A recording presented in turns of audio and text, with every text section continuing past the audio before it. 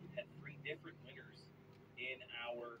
We've had several different winners because they've been running two features a night. But all top four cars right now have gotten a win here this week. Dustin Biss has a couple of wins, if I'm not mistaken. Dallin Murray's got a couple of wins. Damon Murray's got a win. Johnny Spall has a win. So the fast cars, again, the green prize is to the top. It does. I talked about that earlier in the week, especially, I mean, those guys ran here last year. They ran good. They came back with the same notebook, probably really close, made small adjustments, and they're quick again. And it's every single night they're up front. Now, do they have a little bit easier time adjusting to the different banking here than somebody like a modified or a super late model would have? These cars, while they are pushing them to the limit, they're still not very complicated. No, I think that's what makes it harder, though, because they have less things to work with. Their choices to make a car tighter are very, very few selected. You're talking wheel spacer, stagger, bar angle. Like they have the trailing arms, they can do a little bit of bar angle changes.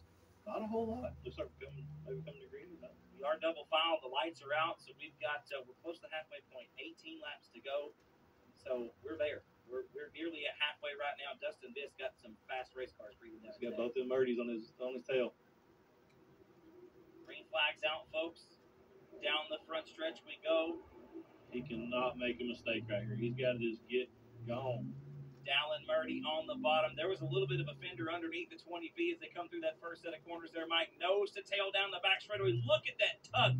Literally up underneath the tailpiece on the 20 machine. Look at the precision of driving right here by the second place guy. He's just right on his left rear quarter panel. Not touching him, just staying right there. 17 years old, Mike, behind the wheel for Dallin Murray. 17 years old right now as we go three wide down the back straightaway off of turn number 2.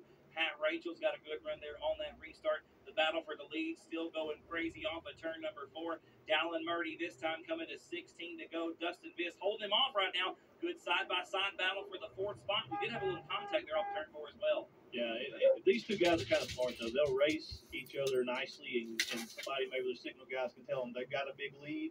Then they can kind of mess with each other, so they can still try to run 1-2.